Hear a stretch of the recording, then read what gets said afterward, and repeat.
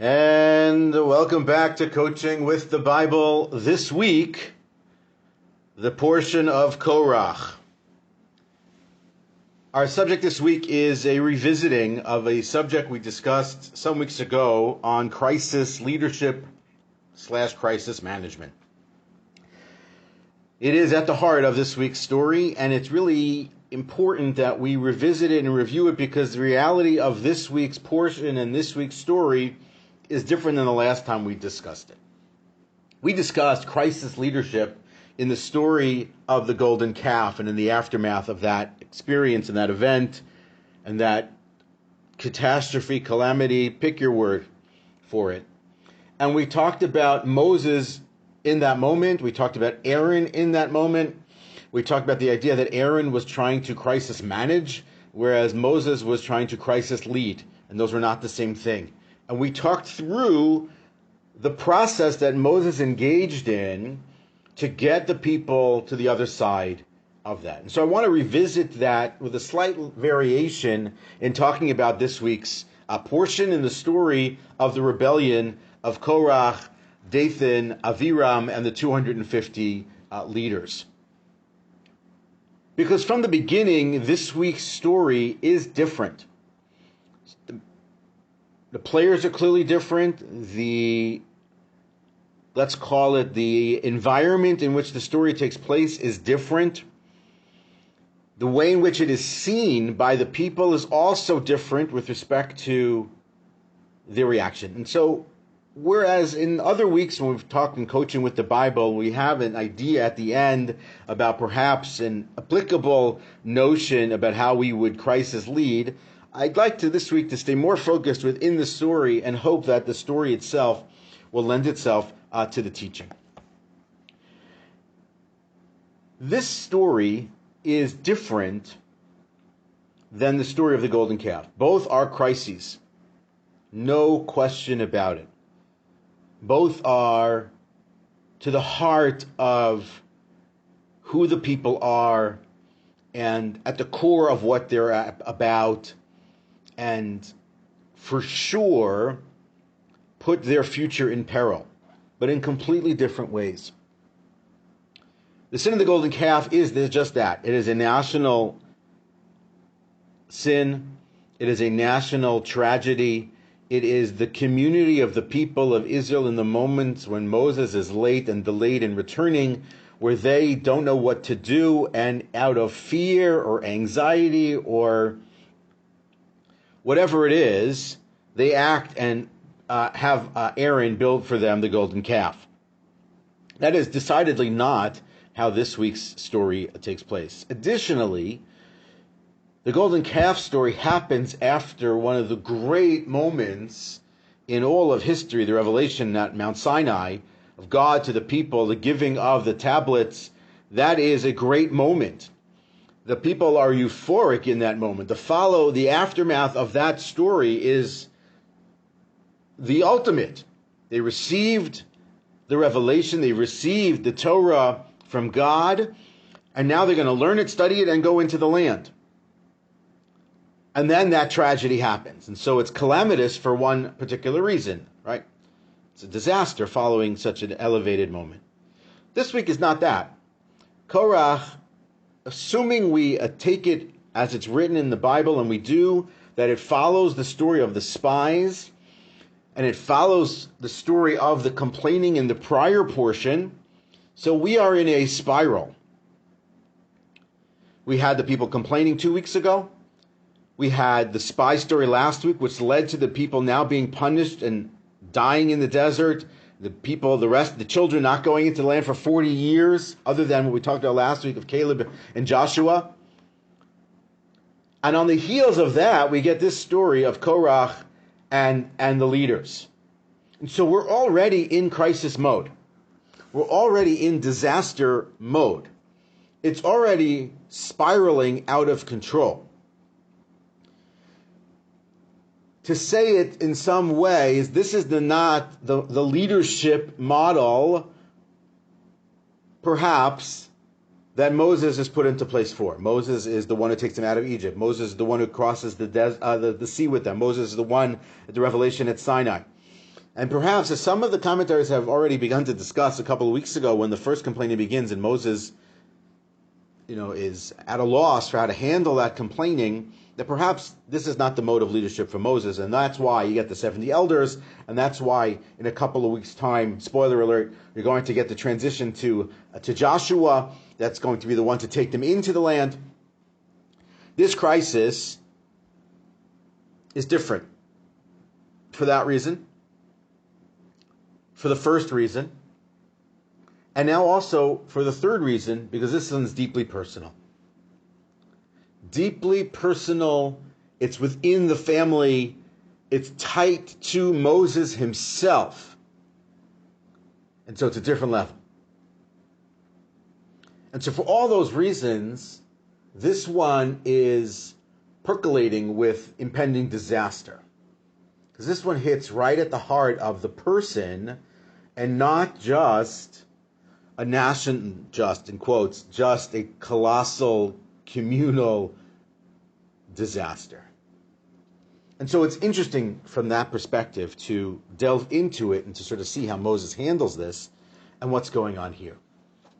Because what we have to appreciate in this moment is also the greatness of Moses in handling this disaster and this tragedy and this story different than the other ones. The golden calf is a rebellion against God in the absence of Moses. This is a rebellion of God in the presence of Moses, and particularly about Moses and about his brother Aaron. And so I wanted to sort of delve into this a little bit further. Because it's clear that something has to happen and something has to give. And something has to change. And Moses has to do something about it. And so let's take a look. The story unfolds and it begins that Korach has grown an army of sorts, a small group of people, to support him. So he gets Datan and Aviram, or Dathan and Aviram, to join him. He gets 250 men to join him as well. So Korach is coming at this from where he is as part of the family of the tribe of the Levites. He's of the family of Moses. He draws in sons of the tribe of Reuben. He brings in 250 elders who could also possibly be from the tribe of Reuben, but more likely, as most, I think, if not all, of the commentaries say, that these are firstborns. So these are people who have lost the ability to lead in the way in which they thought they would lead. They'd lost out to the tribe of Levi, to the Levites. And so what you have is a conglomeration and a coming together of multiple complaints and multiple agitators in a multiple formed rebellion. Coming together, right, as one book I mentioned before, Moses and the Journey to Leadership, calls it, it's the coalescing of opposing groups with different agendas. All coming together against Moses and effectively against Aaron and, by extension, against God. And so they're coming with their different agendas and they're coming to complain, and it sounds good, right? As many people have written about and talked about, that what Korach is advocating for makes some sense. You have too much, Moses. We are all holy, and God is within all of us. Why are you above the people of God? Why are you leading the people of God? Why are you that person? Like, enough already. It's fair. The people are in the desert. They left Egypt. They crossed the sea. They defeated the Egyptians. They stood at the foot of Sinai. They received the revelation. These are holy people. Like, there's no question about it. They are now having food fall from the sky for them.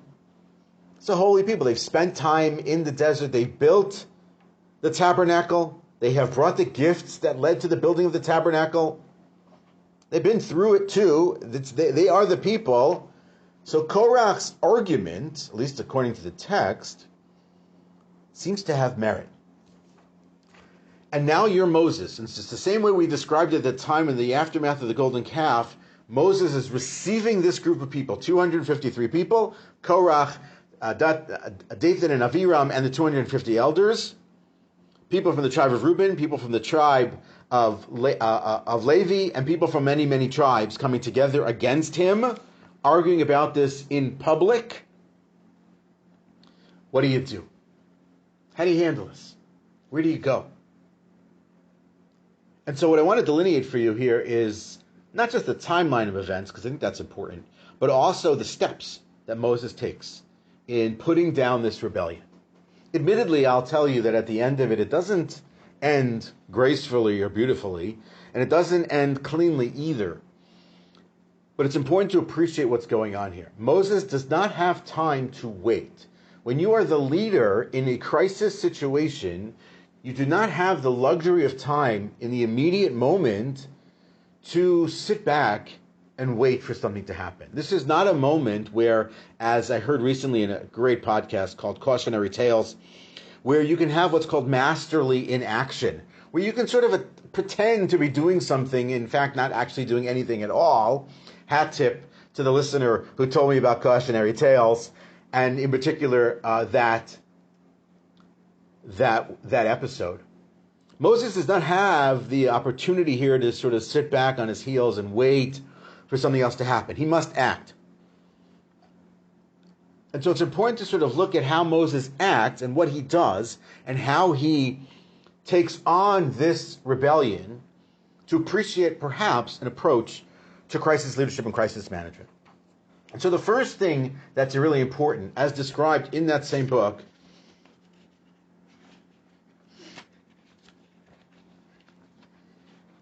sorry for the slight delay here, I lost my place in the book I was looking for, is the idea of appreciating what kind of conflict and what kind of rebellion is in front of you. So in a different book, a book we mentioned before called In Pursuit of Leadership by Gregory Morris, in his chapter on conflict, he defines different types of conflict. And so it's important for the leader to clearly evaluate and determine what kind of conflict is he or she facing at this moment. So there's incidental conflict, where it's, things just happen. Like it's not a big deal. There's a conflict that erupts. It's a small matter. It seems that it could pass. So you sort of walk and wait. You sort of let it sort of play itself out. That's where masterly inaction, where you pretend to be doing something and nothing actually is getting done because you're just sort of waiting it out, could be the case. Level 2 is sort of an essential conflict, where there's sort of a fundamental, it's about ideas mostly. It's not an actual rebellion, but there's an essential conflict taking place. So there, you can sit on it, you can teach it, you can discuss it. You can tease out the details and come to some sort of an ideological differentiation, but appreciating what the different ideas are. There's unavoidable conflict, where there's belligerence, where people are pushing, where people have unresolved conflicts that are sort of longer in play. So there you have to face it and seize the moment and act. It seems to be what's kind of, on some level, what's happening here is an unavoidable conflict. And then there's fundamental conflict, where it's at the core of who everyone is, and that there are lines clearly being drawn, and it requires a response of what you might call biblical proportions.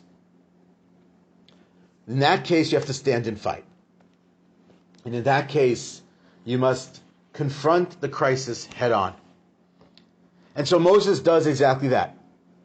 The first thing Moses does in verse 4, in chapter 16, does not appear to be a great thing. He falls on his face. So depending on how you approach that is beginning to understand how Moses approaches really everything. According to the great commentary Rashi, Moses on some level is sort of throwing up his hands. The idea that, again, another thing, another crisis, another calamity, another disaster is impending for the people, and he doesn't know that he has enough left to be able to put this one down or to help the people out of this situation. He's frustrated. That's one approach. But perhaps the approach of Rashbam, another commentary, the grandson of Rashi, is that Moses, in falling on his face, in most cases when Moses falls on his face, Moses is praying. And so Moses takes a moment before reacting to pray, because that's what Moses does. You could call it breathing. You could call it gathering yourself, however you want to explain it. The way Rashbam writes it is that Moses prays, and in that moment of prayer, God provides him with the answer. So it's quite a religious moment for him. But if you don't want to take it sort of religiously or spiritually, you can take it that Moses is falling on his face as Moses is breathing. Moses is getting himself together. Moses is steeling himself for what's about to come. Just as a note, we're at 15 minutes already into the podcast. It's going to take a little longer this week than usual. I do apologize. I thank you, and I appreciate your indulging me and listening to me talk about this. He prays, and then he speaks. And what you appreciate what's about to happen is that Moses is about to do a few things. One, he's going to buy himself a little bit of time. Two, he's going to divide to try and conquer. Three, he's going to put a plan in action to end the insurrection. Okay? Again, he prays. Great. He's going to buy himself some time. He's going to divide to try and conquer. He's going to put a plan in place to end the insurrection. So the first thing he does, he speaks to Korach and all the group, and he says, in the morning, God will show who it is that he has chosen. Okay? So he's trying to buy himself time. That's the first thing. Some of the commentaries say that the term boker, which means morning, means that he's going to try to get to tomorrow. And the hope that in getting to tomorrow, enough can happen in the interim that can put this rebellion down without it being a calamity, without it costing lives. Now, we know ultimately that's not the case, but that's the attempt here. Let's create some space. Let's give it some time. Let's allow it to breathe a little bit on its own so we can calm the fires, cool some of the heads, and get to a resolution. Next, in verse 6, Moses says for them to do something. So after buying some time, he wants them to do something. He wants them to take staffs. He wants them to put ketoret, the incense, on it, and then tomorrow they're going to bring that incense at the tabernacle. Again, towards tomorrow. So do something now. Focus on the now. There is an element in the psychological approach to this. By having them do something else, it's related to their insurrection and to their rebellion and to their complaint. By having them focus on something else, will also attempt to calm and cool some of the fires, that while they're involved in preparing for tomorrow, maybe they'll think about what it is that they're doing and realize that there is no shot, no chance in the world that they're going to succeed. That's the hope. Part of Christ's leadership is not knowing what the resolution ultimately is going to be. It is the act. So Moses breathes, he speaks, he gives them an action to do, and then he speaks again. Now, he goes right at the argument, and he uses the words of the argument against the argument itself. And he speaks, and he says, listen to me. And he speaks not in anger. The word anger is not here at this moment. It comes up in just a few moments. We'll get there in just a second. But it does not come up here. Here, he tries to poke holes in the argument. He tries to respond to what was leveled at him. And he says, I don't understand. Is it not enough already that you have already been separated out from the brothers, from the camps of Israel, to be in a special tribe, the tribe of Levi, to work in the tabernacle, to carry the tabernacle? You're already holy. He uses the words that they used against them. Is it not enough? Is it not enough? The end of verse 7. Is it not enough? Rav lachem b'nei Levi are the words. You have enough. What are you complaining about? How could you ask for more here? How could you question the authority of Aaron as the high priest? Or how could you come into the space to desire to take my role as the leader of the people? Any of those things. The reality of it is it goes a little bit further. If you're questioning all those things already, then you're questioning the fundamental reality of your place in your role as servants of God in the tabernacle, because you're now basically saying that that is not a role either. So really your argument against Aaron is not an argument at all. And so what Moses has now done is he's poked a hole. He has separated further in the argument, in the debate, let's say, and he's cleared Aaron in this. This is not about Aaron. And so what he's doing is he's driving towards the heart of what's going on here. He's separating out the parts. He's dissecting the argument. It's not really meant to be a debate, but he is doing all of those different things to get to the heart of what this is, to uncover and to reveal what is really at the heart of what Korach is about. What is this insurrection actually about? Remove the makeup from it. Remove the cover story from it. Uncover what it is that Korach is really talking about. And then he also is now dividing between Korach, the 250, and the people of, the characters of Dathan and Aviram. I apologize, as I think of Dathan always in my mind, I use that word, I always think of the role of Dathan in the movie The Ten Commandments, played by Eugene Robinson beautifully, which really seems to be the role of Korach, but known as Dathan.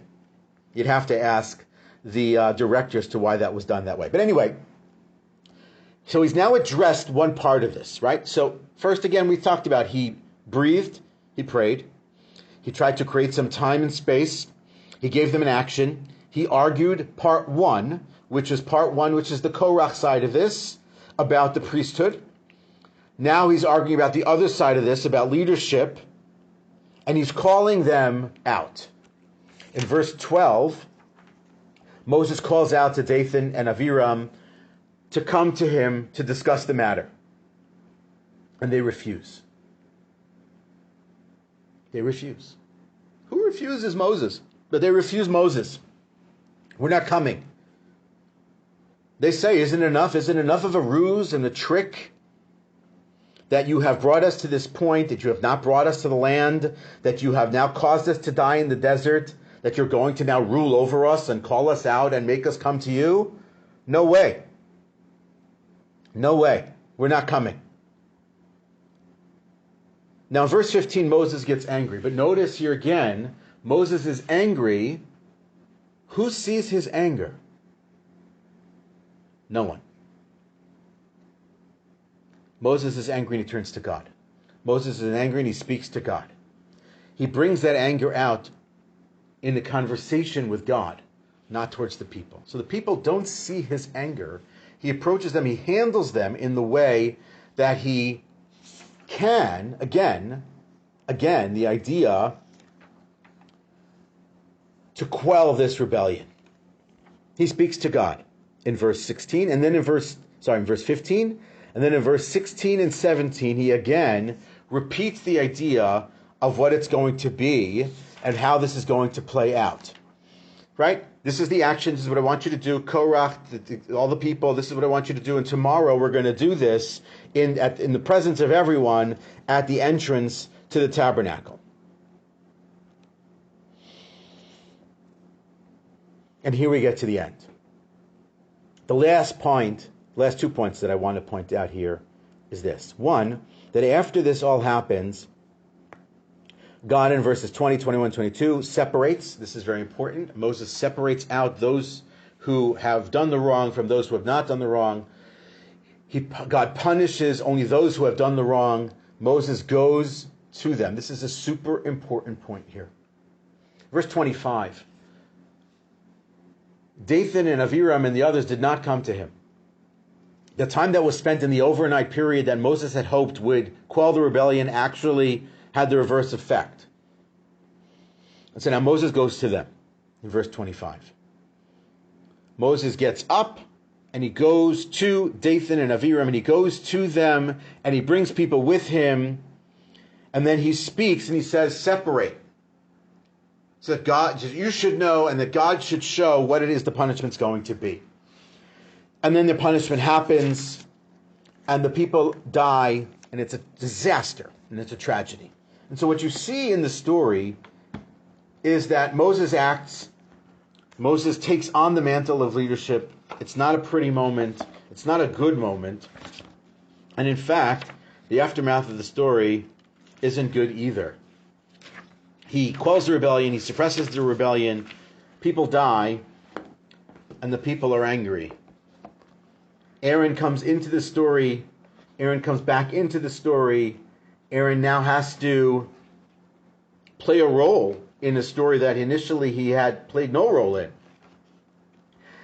And now he tries to come back in by playing this role of savior. And sort of people seeing him in a way that maybe they hadn't seen him before. And so what happens is the rest of the rebellion is put down. Most of the people are saved. Aaron is tried to be seen as this leader, as this savior. The way the story ends, it doesn't seem to work. So the ending isn't great. And the truth is that in crisis, there are no guarantees that the way it's going to end is going to be good. We don't know the ending when we step into it. The courage to step into the crisis and to lead in the crisis and to take your lumps in the crisis does not necessitate nor guarantee that the end of it is going to be good. What has to happen is exactly what happens. When you're leading in tragedy or you're leading in catastrophe or in this moment, you have to do what you have to do. And so Moses identifies the set of problems. He identifies a set of leaders. He's able to split and to separate between them to try to create the space to quell the rebellion and to put it down without it being a tragedy. He chooses the best course of action. It appears to be the course of action that is defined to him by God in that moment of prayer. And he goes and he does it, come what may. He leads. It ends up badly, certainly for certain people in those situations, but he leads. He's straight up, as Dr. Morris writes in the book, In Pursuit of Leadership. He's honest, he's consistent. This is how Moses acts all the time. He is courageous without question in that space, and that's what it requires of us in those moments. We don't necessarily choose the crisis. In many cases, the crisis chooses us.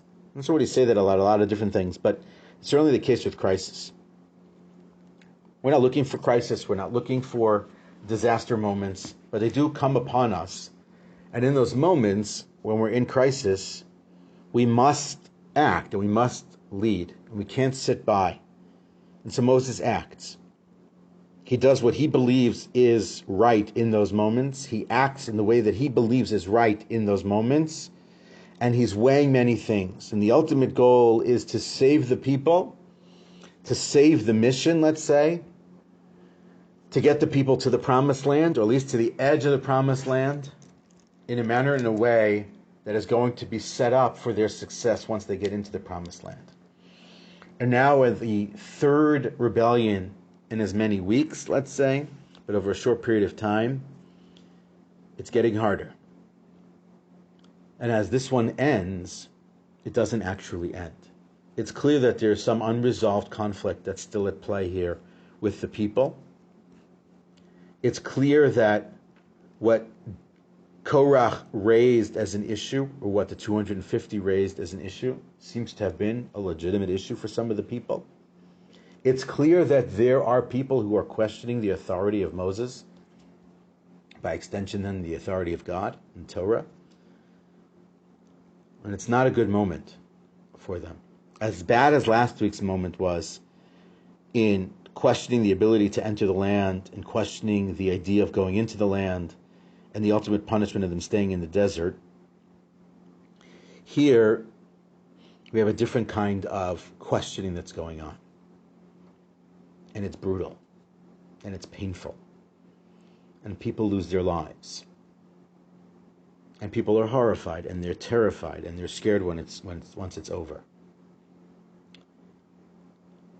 But in the crisis mode, in the crisis situation, which ultimately people will dissect, like we're doing today together, and people will look at and pull apart to see whether or not it was handled properly and appropriately, and we reviewed and then used as a teachable moment for future crisis moments, Moses does what he has to do. Moses attempts to lead in a crisis with the idea of getting the people through the crisis. That is Coaching Through the Bible with the Bible this week. See you next week. Shabbat Shalom.